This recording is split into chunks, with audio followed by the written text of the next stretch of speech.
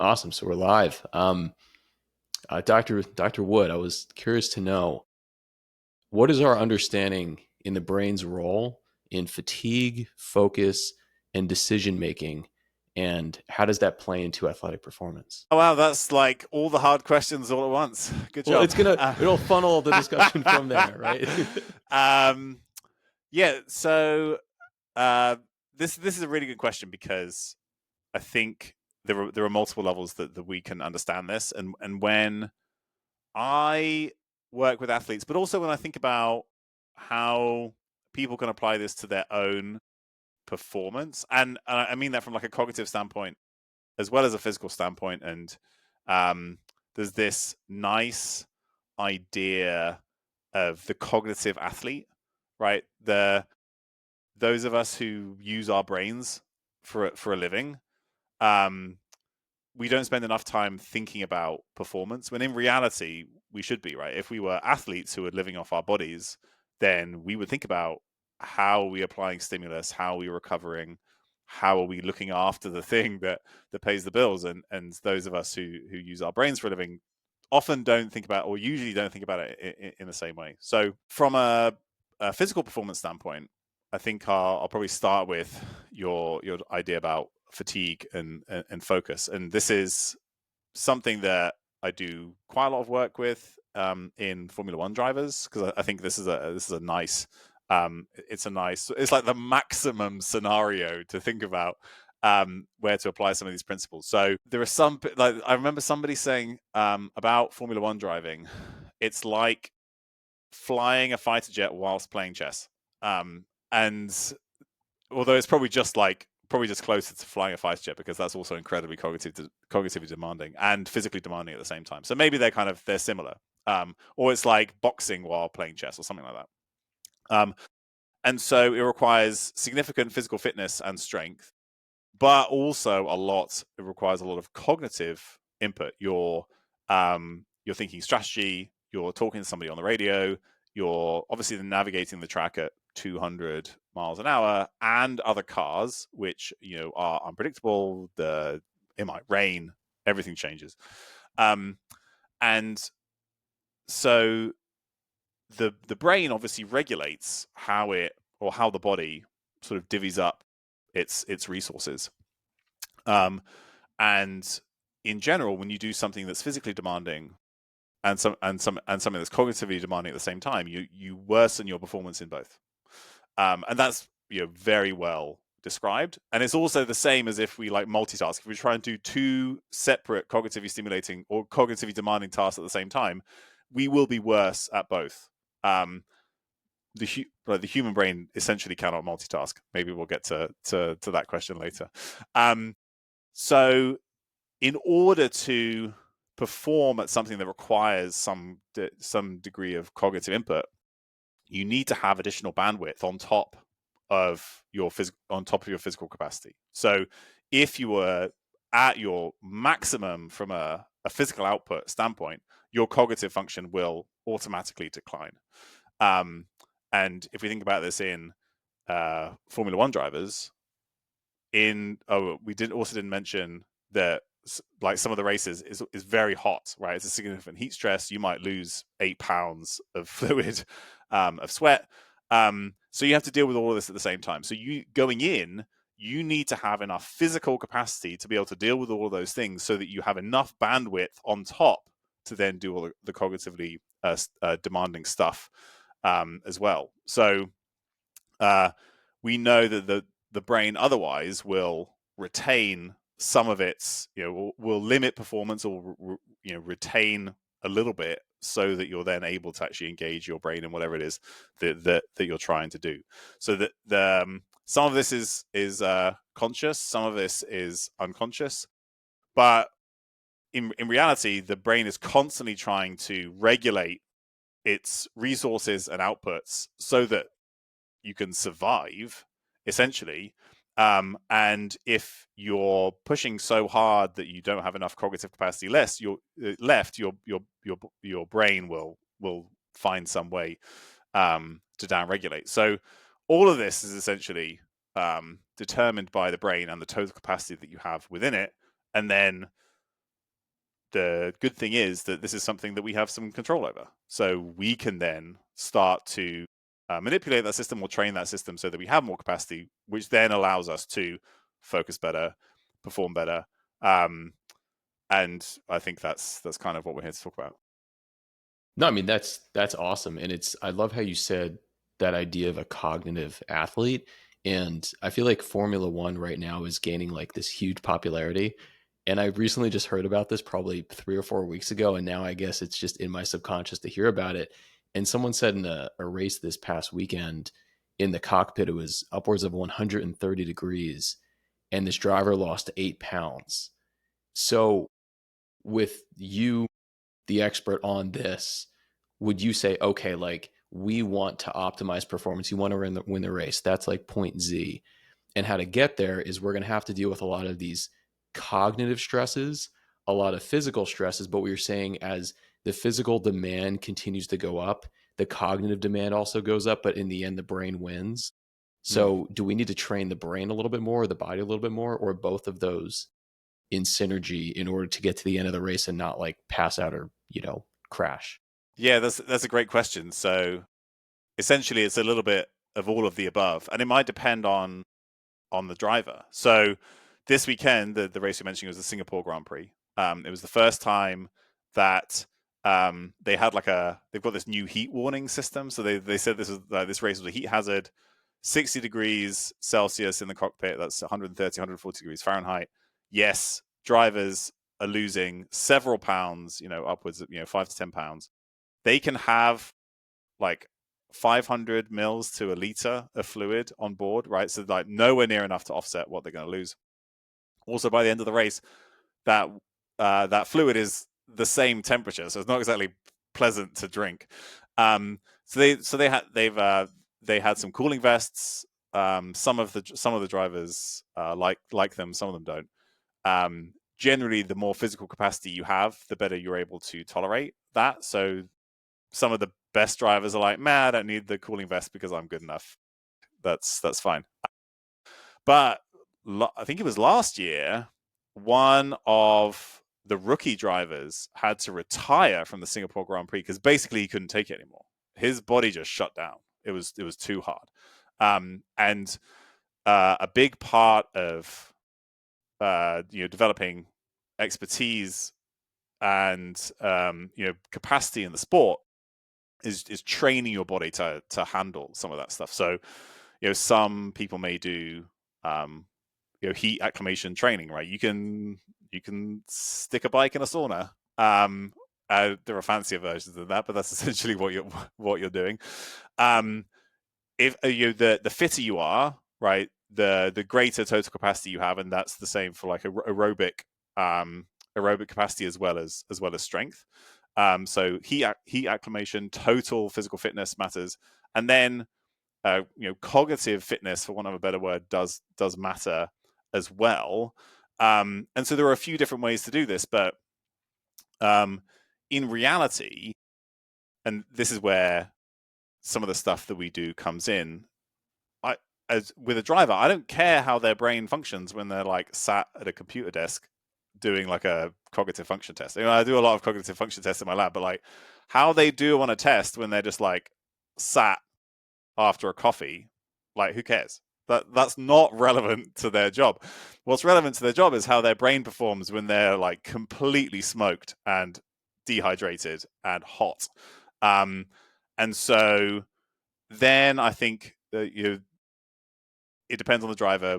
I work primarily with the coaches who work with the drivers, so we help to build some of these protocols. A lot of these coaches are super smart. They've kind of adapted some of these protocols themselves, but essentially finding a way to challenge the brain whilst either physically or cognitively depleted. Like I know one coach who has his driver do the Norwegian 4x4 protocol whilst playing chess, which I think is pretty cool, but not very fun. I don't think for the driver, but it's that kind of being able, like training your ability to handle significant cognitive demand whilst also physically, um, you know, physically depleted or tired or challenged. And there are lots of different ways to do this, but you have to know that in the moment you will perform less well, right? You'll be a less good chess player, and you'll have less capacity for wattage whilst trying to play chess at the same time as being on the treadmill. But the goal is that then in an actual scenario where you have to perform, you've developed greater capacity to be able to, do some chess moves whilst, while you're driving the car and it's hot and you're tired and it's towards the end of the race. So really stretching those, building that additional cognitive capacity under significant physical fatigue can then translate to improvements in the race, we think. Is there any? No, I mean that's brilliant to think about, like someone just doing the Norwegian 4x4 while like having like their iPhone in front of them, like trying to figure out chess. It sounds terrible. Is there like a quantifiable way to measure at maybe like the beginning of like a training block, if you're going to go in like strength and conditioning terminology, like in the beginning of a mesocycle to the end of like you were able to stay on task for 10 extra minutes or 20 extra minutes or 30 extra minutes, or you could perform as cognitively high at 10 extra degrees Fahrenheit or Celsius? Is that a way that you would quantify that?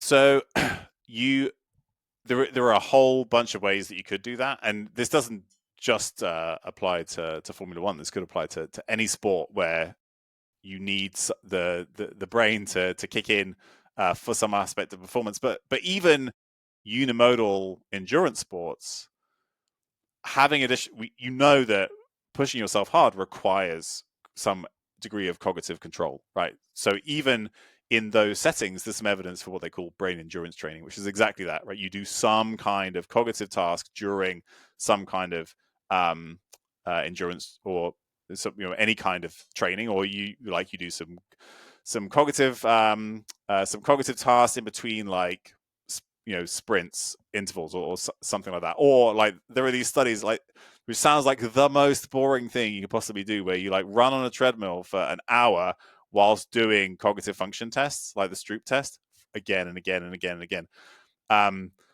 So that stuff does seem to then translate to improved performance, because you have better cognitive control once you're physically fatigued. So having any measure that you think then relates to performance in your sport, you could track that over time. In something like Formula One, this gets a little tricky because you only see one particular circuit once a year, and every time you get there, the car's different, and the conditions are different. So we have to find kind of other ways to track proxies that we think are useful. And these guys spend a ton of time in the simulator. You can do some of this kind of stuff in the simulator. You can get people cognitively overloaded, cognitively fatigued. You can make you can like have people throwing information at them while they're driving. So there are all these kind of ways you could collect some proxy information and track them over time. And or say if you're looking at heat acclimation, you can look at ability to sustain a certain either cognitive performance with a test, or physical performance under some degree of heat stress. So there are lots of different ways, just depending on what's going to be relevant to your own sport. Do you find that there's any sort of a tipping point, so to speak? So like one of my favorite quotes is the Mike Tyson, where he's like, everyone has a plan until they get punched in the mouth. Uh, And it's like, is there a tipping point typically maybe with Formula One drivers where they're like, all right, I got this. Like I'm thinking clear thoughts. And then everything just kind of goes haywire. Cause that's like the same thing too. If like you're maybe like running a marathon or something and everyone's having a fun time, high five and going crazy in the first 6, 7, 8 miles. And then things start to hurt. And maybe it's like a glycogen depletion thing. Maybe it's a hydration thing. Maybe they get overwhelmed. And then their brain starts to kind of just, you start to have erratic thoughts. How is there a tipping point? And if so, how did they reel that back in to say, okay, like I'm now in control? yeah, so I mean, it's just like if you've ever run a marathon, right? People talk about the wall, right? However many miles in it is, usually somewhere between 15 and 20 miles. Where just like after that, everything feels terrible and much harder work. And some of it, some of it's related to energy availability, certainly, whether it's glycogen or other metrics of the brain is sensing. But you do tend to see something like that. Like sometimes it's a gradual thing. Sometimes you manage to stave it off, but then like all of a sudden it feels overwhelming. And it just comes down to the individual, like what might be beneficial to bring them back in. Like we have some drivers who might do some kind of breath work or something, which is, I mean, it's tricky because you have to hold your breath and stabilize your head and all that kind of stuff. You're traveling, but like there are some tricks you can kind of do in short periods of time. There are some, like, many drivers have like a code that they'll hear over the radio from their engineer. The engineer will like know something's going on, and they'll have some kind of reset procedure, or just like have something for them to focus on, so they're kind of simplify things. The so each person has their own set of tricks that will work for them. But as a viewer of the sport, so say if you've started watching Formula One, you can see this happen in the race, or like some period of time where this happens in the race. So it's usually towards the end, and you'll hear the end. You'll see it because they have the radio messages that pop up on the screen if you watch the Formula One coverage, and the engineer will say something innocuous to the driver, and the driver will say, "Just leave me alone. Like, I've got it from here. Don't talk to me. Whatever." Sometimes it's just because they're frustrated and something hasn't gone their way. But a lot of times it's because they've gotten to the point where additional cognitive input just cannot be processed, and so they're just like, I'm gonna focus on driving, and I'm gonna turn off everything else because my brain just can't handle the additional input. So you can kind of see that happen in real time, or you can hear it happen in real time sometimes. And then they'll usually have some way to manage some of that, or sometimes they just sort of have to hang on. Or in the worst scenarios, like it has occasionally happened that the driver has to quit because too much has sort of accumulated over time. What is that specifically? Because I don't know. I think that a lot of people, and this might be a little bit of a robust term of brain fog, but I've never personally had that with respect to any sort of like maybe poor sleep or poor diet. But I know I'm one of those type A people who, like, I don't know when to stop with like working and working out, and just when I'm working out, I'm listening to podcasts. And when I get home, I start working. And then when I'm showering and eating and doing this thing, I'm like listening to more audiobooks. And then I have like a full day when everything is just like, I don't want anyone to talk to me, because it's almost like I'm overloaded. Like Yeah. what is that? Is that just an overload, and you almost need time? It's almost like DOM, so to speak, with respect to your brain. Yeah. So DOMS for your brain is a nice phrase that I haven't heard before. I'm gonna find some way to steal that. Please do. Because I'm like, I couldn't wait to ask you that question today. I was like, what is that? Like, I have that once a week, and my girlfriend's like, you got to relax, man. And I'm like, okay, fine. I got you. So I think that's a lot of what's happening, and I would also say that it sounds like the way that you approach the general day is very typical for, especially for Type A people. But the way that, and so then what happens is that like all of these stimuli, all these inputs that you put in, first of all, if you're trying to do multiple things at the same time, that can decrease the quality of the input of each input individually, right? So if you're in the gym and listening to a podcast, you might not pay as much attention to the podcast as you would do otherwise, and you might not, because you're paying attention to the podcast, work as hard in the gym as you would do otherwise, right? This is different from person to person, but you're trying to do multiple things at the same time. You may degrade some of those inputs separately, but if you then stack all these things back to back to back, you never have a chance to actually process and reset.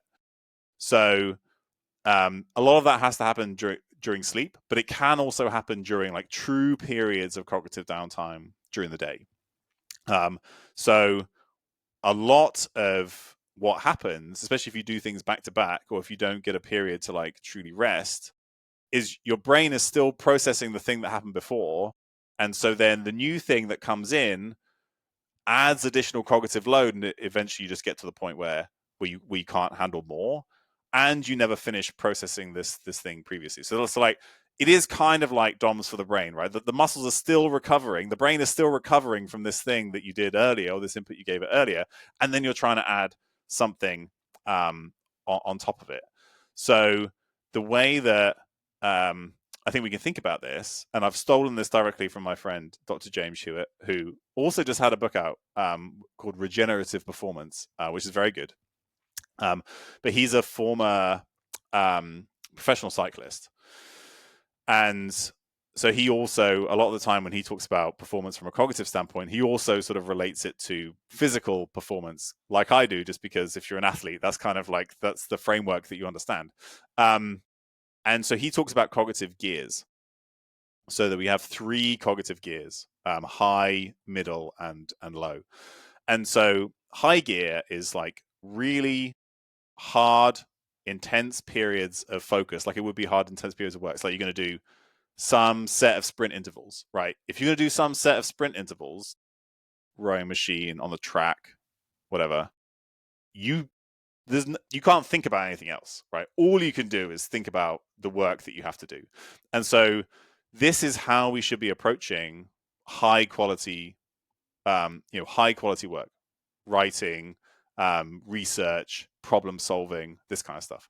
But you can only do it for very short periods of time, 20 to maybe 60 minutes. And if it's 60 minutes, you might even have to have some breaks in between. But it's very rare that we give ourselves the true time to do that, because what we're actually doing is what James calls middle gear work, which is meetings, multitasking, trying to do multiple things, to trying to do some sprints, but then somebody calls you away to like do some bicep curls or have a chat, or your phone goes off and you want to try and read a text message right before you're about to go and do a 400 meter set or something like that, right? And so middle gear work is this constantly task switching, constantly multitasking, constantly trying to do multiple things at once, or having multiple demands at once, or never actually being able to focus. And that's what we spend all day doing. And that's essentially like overtraining for the brain, right? We haven't done any really good focused work, but we also haven't spent any good time recovering. So like everything is hard-ish. And if you're trying to improve physical performance, that's not what you would do, right? You'd have focused periods of work with really good quality recovery so that you adapt to the work that you've done. So as much as you can, you need to periodize how you use your brain, just like you would periodize your workloads, either within a day or across a cycle. So yes, we have to do kind of that. We have to do emails, we have to do meetings, we have to do that kind of work, right? But chunk it into defined periods, then spend some time doing focused, intense work, and give yourself true time for your brain to recover and switch off. And that's like reading, relaxing, it can be meditation, it can be watching TV, right? All of this stuff is allowed. But it's just giving yourself that true cognitive break so that you can recover from the intense work that you've done. And then you're able to do intense work again. So I like his framework because we can kind of understand it in terms of the workloads that we're giving ourselves, and give ourselves permission to not just spend all day on Slack, email, WhatsApp, Instagram, meetings, notifications, all that kind of stuff, which is essentially what most of our work days kind of devolve into. No, that's like a really wonderful. It almost brings that back to like general psychology 101 of like chunking and Yeah. like not, trying to basically stay in your lane and not try and like go into too many lanes at once and swerve, because when you do that, it's like everything's just going to kind of be poor performance. With that, is there ways, or are there ways to recenter yourself a whole lot quicker? Because you'd say something like watching a show, reading, meditating, taking a walk.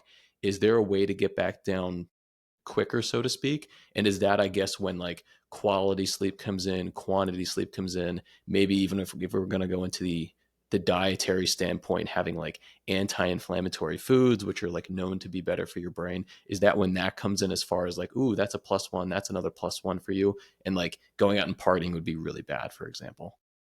Well, maybe partying is good if having a good time, social connection, right? That can be fine too. And I think to go back to your Mike Tyson quote, which I do actually have, I have that quote in my book because I like it a lot. And the reason why I like it is because it is in a slightly different scenario, which is that we often think about, and this relates to your partying comment, that we often think about, there are all these things that we can optimize, right? We can stack all these things up, and like then my brain is going to work as best as it's possibly going to work, right? I got this. I got my supplements dialed in. I got my diet dialed in. I got my exercise dialed in. I got my sleep dialed in. And then my brain will perform optimally. However, in that process, we create this inherent fragility that says, unless I do these things, my brain won't perform well, right? And so everybody has a plan until they get punched in the face. And so most of what we do in our lives will have some element of getting punched in the face, right? We cannot always make our sleep perfect. We cannot always make our diet perfect. We cannot always make our exercise perfect. And if we try to do that, that's almost a stressor in its own right, and then makes other things, that's what makes people divorced, for instance. And I've seen that happen. So I think that there are a few things that acknowledge that yes, we can do all that stuff. We can kind of lay the groundwork as best as we can, and that's what I think we people should think about doing. Like, what can I do most of the time to give myself a platform to perform from, and then what tools can I develop so that if I need to perform in the moment, regardless of anything else that's happened, what can I do? So you mentioned like resets, and there are a few different reasons why you might need to reset. So like one might be you're just really stressed, right? You've pushed yourself too far over. In the book I talk about the Yerkes-Dodson arousal curve. Arousal is really important for performance, but sometimes we're just like too far over the other end. We're too stressed, too anxious, right? So then breathing techniques. There are different ways that we can sort of like control our vision if we can't, closing our eyes, prioritization, ways to kind of leverage our physiology in the moment can kind of like get us recentered. That can take seconds, right? It doesn't have to take a long time. Maybe we need to recenter because we're cognitively overloaded. We've just done a ton of really hard work, or we've had to deal with a whole bunch of things. So then the evidence again suggests this can happen pretty quickly. There was one recent study that looked at different types of cognitive breaks, like planned cognitive breaks.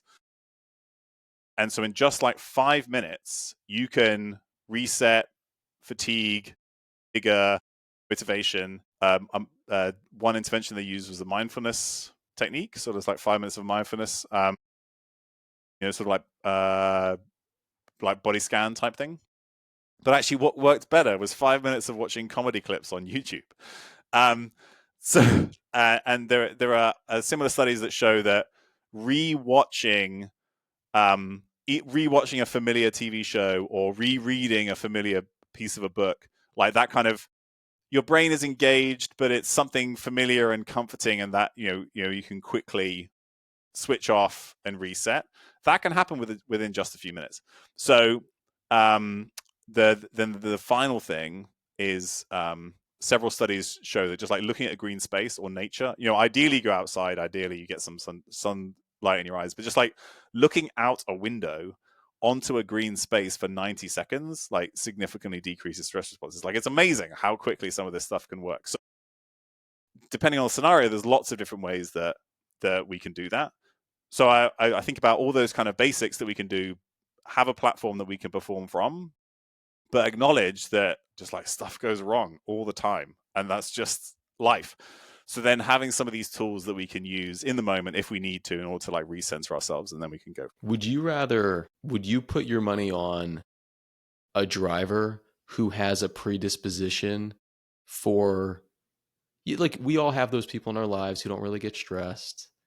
They're almost like born resilient, but not like the David Goggins resilient. They're just like, yeah, no, it's fine. We're having a good time. Would you rather have that driver who doesn't know what anxiety and stress is, so they can be better under these physically and cognitively demanding tasks?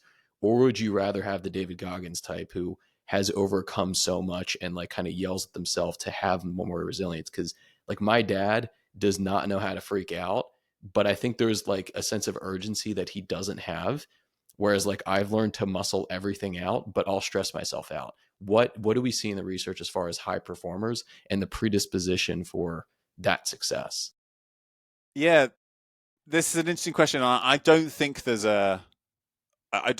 one real answer. I will, if I remember back to my rowing days, I often used to think of the best people that I rowed with.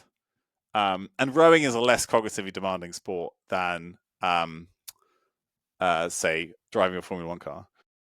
But the best rowers that I knew basically were, there was just like, I just said there was like something broken in their heads. Like they were completely incapable of suffering, as far as I could tell, or they were so good at suffering that it's like their brain was just like, I will take as much pain as can be like, as I can experience.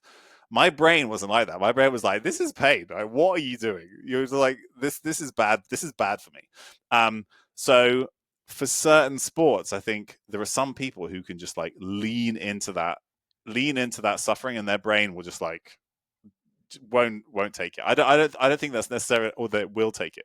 I don't think that's necessarily like related to their resilience or their capacity to, um, like get amped up or not. I think that there's just like some switch that they seem to have.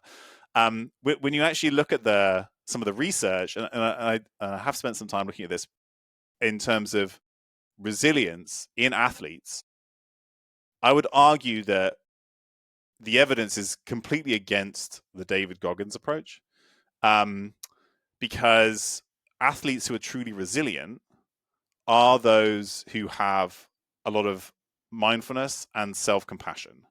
And they're the ones who are like, hey, we're all human. Like, we mess stuff up occasionally. Or like, hey, shit happens. I'll get back to it and do it next time.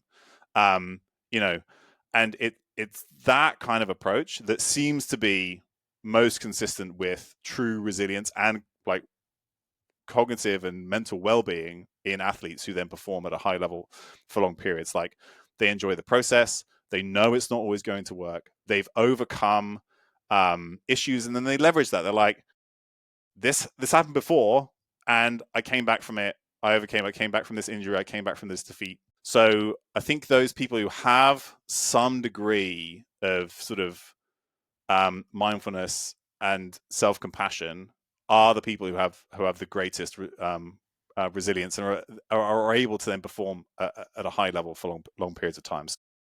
I, some people perform well through the self-immolation approach, but I would argue that that's probably not the strategy that I would promote. Um, and but then, in terms of sort of different psychological difference in terms of how people you kind of said like your dad is incapable of was it incapable of getting stressed or incapable of sort of Yeah, there's no urgency, yeah, but no in an urgency. emergency, you want to be on his team because Yeah, he'll keep it together. yeah. And But he's not so going to run out the door; he'll walk out. so then that then is in terms of those personality differences, I think it's just a case of knowing yourself so that you can leverage the best parts of your inherent personality. So again, if we think about arousal and performance, drivers getting into the car, there are some who are super chill, and they'll need to find ways to increase arousal. Music, sprints, caffeine, other things, right? That then gets them in the zone. But there are others who are, it's a high pressure situation. They're humans. They get stressed. They have to find ways to kind of bring themselves down the other way. So I think that both can be beneficial in their own way, as long as you know how to better leverage your own personal tendencies.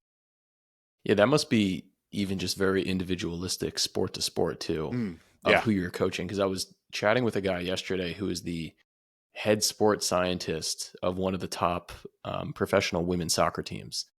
And I was like, what makes a professional soccer player and what makes the best professional soccer player? And he was just like, he said he can't speak enough about consistency.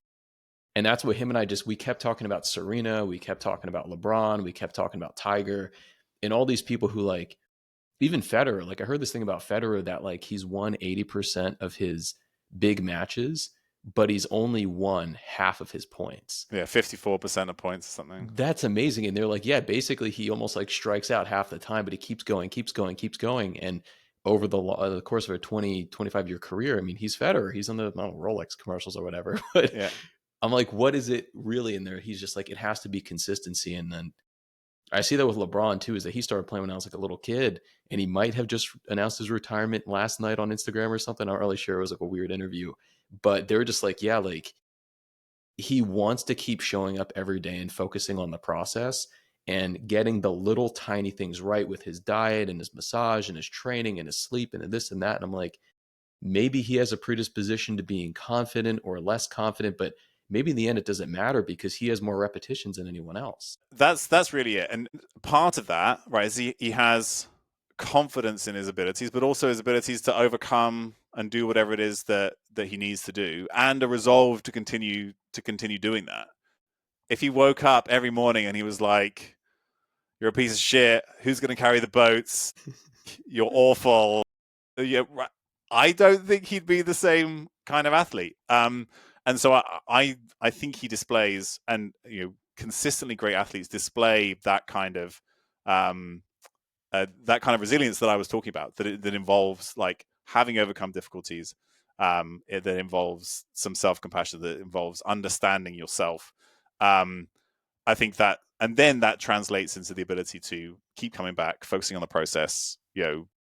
Attending to the same things again and again and again. Because if you want to have a career in sport the last 2 decades, you've got to love doing the same thing again and again and again and again, and coming back and overcoming those hurdles. And especially as you get older, becoming really focused in your training. Like, I'm going to do this training session to get this adaptation that's specific to the performance that I need. And then I'm going to focus on recovering from that in order to, get the most out of my training. When you're in your 20s, you can train however you want and eat however you want, and you can be a genetic freak and you'll be fine for a couple of years. But that doesn't last for 20 years. If you want to last for 20 years, that's when you really need to get into that process that guys like LeBron have clearly been investing in. Tom Brady is another example. Ronaldo is another example. But yeah, obviously, like Ronaldo, like that dude's like never gonna stop. And Yeah. it's funny because they were almost like making fun of Anthony Edwards in that Netflix documentary on like the starting five for the 2024, I guess, Summer Olympics. Mm-hmm. And they just kept showing like videos of him and his family eating pizza. And he's like, yeah, I'm still gonna dunk on people tonight. And they had like a little like B-roll of him just dunking, dunking, dunking. And then they're like, listen, man, like you're 24. You're not gonna be 24 forever. Yeah. You're gonna have to fill in these little gaps of like stop gaming so much and actually go to sleep. Yeah. This will be interesting But to see like how that pans out. everybody needs to figure that out for themselves. Like, usually it's something happens and you're like, oh yeah, okay, now I'm going to change my approach. You can't tell people; they need to figure it out for themselves. Yeah, you have to let people trip and then kind of pick themselves up. The last thing I wanted to talk to you about is your new book. You're talking about future proofing your brain from dementia. What is like the main cause or some of the big causes of dementia? Because doesn't that fall under the cardiovascular disease umbrella? So partly yes, but I guess so. The book is called The Stimulated Mind, and it comes out next March. But it's available for pre-order if you go to thestimulatedmind.com for anybody who's interested. But basically, it actually takes a lot of the principles that we talked about today, aspects of physical performance, how they relate to brain performance, and like putting together a kind of model for how the brain works and how people can leverage that to decrease their long-term risk of cognitive decline, as well as improve cognitive function like day to day. So like there's talks about brain fog. I talk about the cognitive gears on a work day and all that kind of stuff. Dementia, just to kind of give some framework for what we're talking about, is the technical definition of a diagnosis of when somebody's cognitive function has declined to the point where they can no longer look after themselves on a day-to-day basis, essentially. There are multiple forms of dementia and multiple causes. The most common we call Alzheimer's disease. previously called senile or age-related dementia. Um, and that overlap, and so that's kind of 40 to 60% of dementia. That overlaps a lot with vascular dementia, which is primarily driven by an issue with the blood vessels and vascular health. And between them, vascular dementia and Alzheimer's disease make up sort of 70 to 90% of dementia. And most people who have dementia have elements of both. So it's not like a clean separation. If you have Alzheimer's disease, you probably have some degree of vascular disease as well. And so arguments could be made that these are artificial kind of separations. So it's now kind of thought that somewhere between 40 and 70% of dementia is preventable. And probably most of that is in those same categories of dementia. Primary drivers include poor physical health and cardiovascular health. So yeah, like, having healthy blood vessels is really important.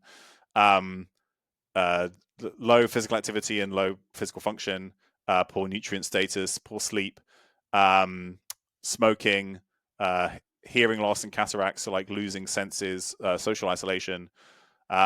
Those probably make up kind of the bulk of it. And so my book kind of goes through all these different areas of lifestyle and the environment that we can modify in order to decrease our risk, dramatically decrease, I think, our long-term risk of cognitive decline. And so the framework ends up looking like something that I call the 3S model. So 3 different buckets that kind of drive cognitive function. And this is from like cognitive development, this is elite cognitive performance, this is cognitive function and cognitive decline. The brain just has this same set of requirements in all those different scenarios. You might need to tinker with certain things, but in broad strokes, it's the same. So just like with physical performance, I make the case that the primary driver of cognitive function is cognitive stimulus, how we use our brains. And so this is education, skill learning, social connection and social interaction. This is languages, music, complex motor skills. So open skill sports, things that require you to interact with other team members, to respond to the environment, ball sports, board sports, all those kinds of things that require these, like, dancing seems to be magic for the brain, probably because it's has a physical component, it has a music component, it has a social component. So those stimuli and how we use our brains, and also the stimuli we get from work, problem solving, all those kind of complex interactions and things that we can do with our brains, those are kind of the core drivers of brain function. Just like the core drivers of physical function are the stimuli you apply to your body, whether you want to be a powerlifter or a marathon runner.